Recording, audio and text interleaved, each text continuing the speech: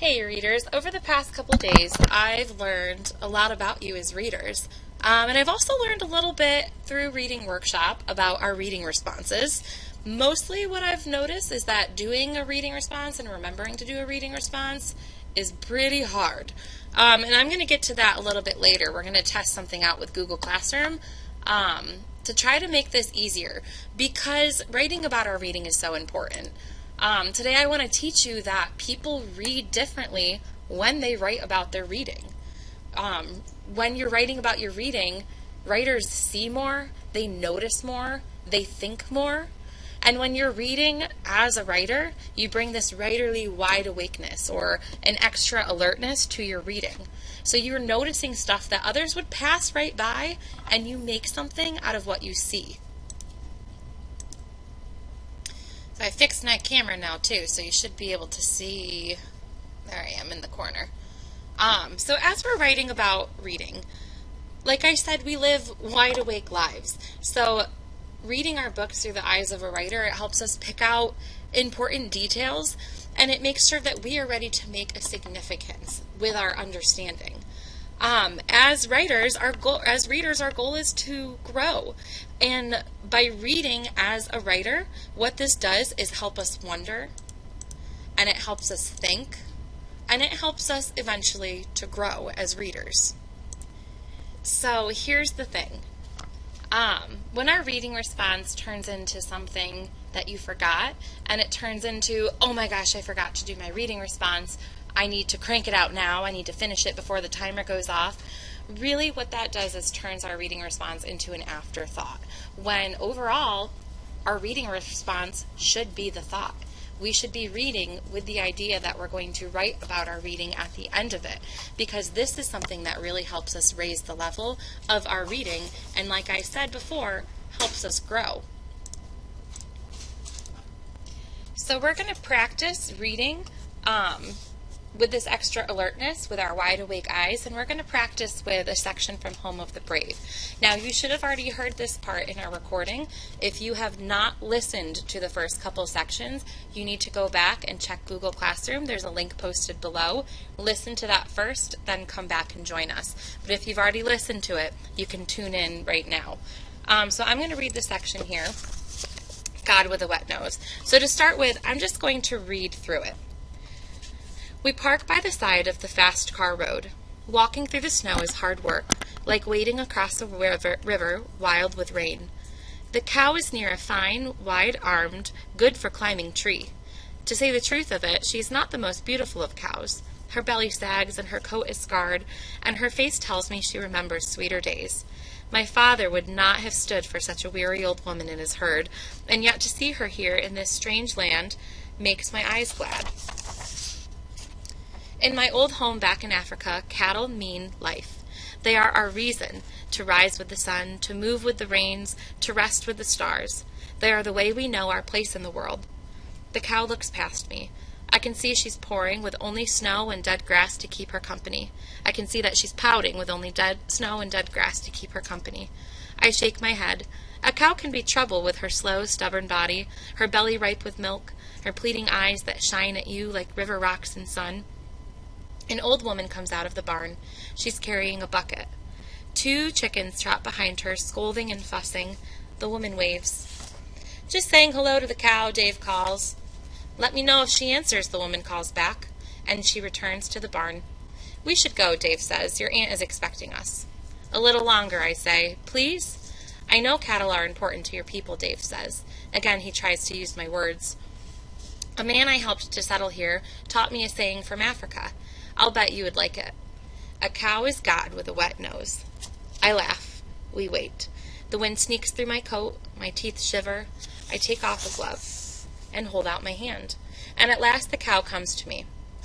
She moos, a harsh and mournful sound. It isn't the fault of the cow. She doesn't know any other way to talk. She can't learn the way that I am learning, word by slow, slow word.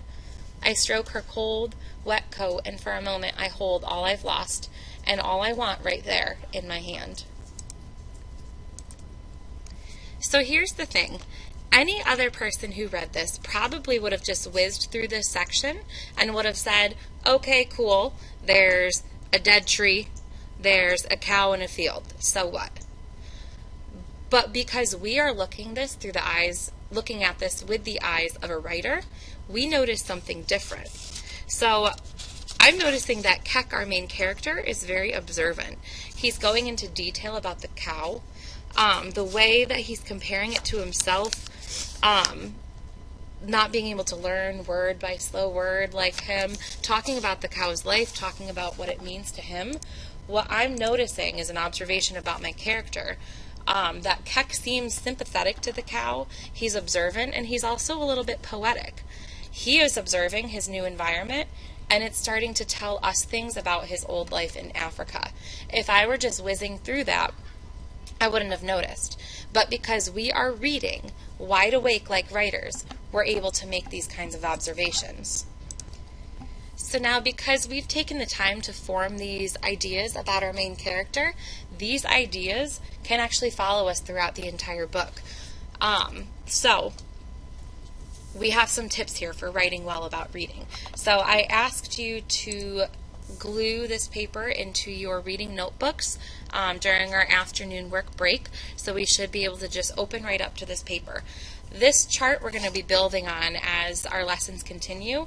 It's going to be showing us some tips for how to write well about reading. So what is it that we just did? So the first tip that we know is that in order to write well about reading, we need to read knowing that we're going to write. So read knowing you'll write. And I'm going to say seeing more.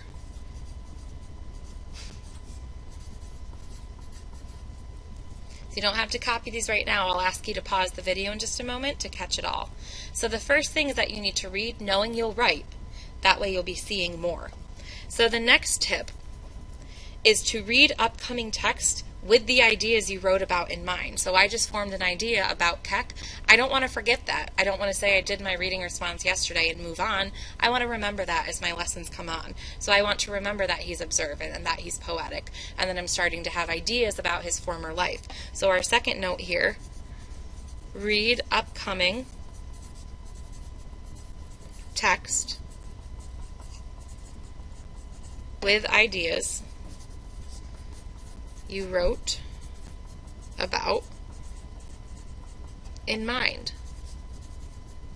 So if I were to continue reading, and we will soon, I'm going to continue reading with the idea that I formed about Keck in my reading response. Right now what I'd like you to do is pause this video, copy this down in your notebook on your chart, and then press play to continue. Now that we're back, I'd like to show you what our new reading response is going to look like. So it'll come up as you're about to start our literacy block. You're going to see from now on, when I'm asking you to do a reading response, you're going to see a post come up. It's an assignment that says to choose a question or a sentence starter and use it to write about your reading, not about Home of the Brave, about your reading. So the first document you'll see, you can't type in. It says students can view file. This is a list of a lot of options for a reading response. Do I expect you to do all of them today? No. I'd like you to choose one. So you can choose a sentence, I wonder what this means in my book, or I dislike the character because. You can choose questions to consider, so you can write down a question that you like, and you can answer that in your text.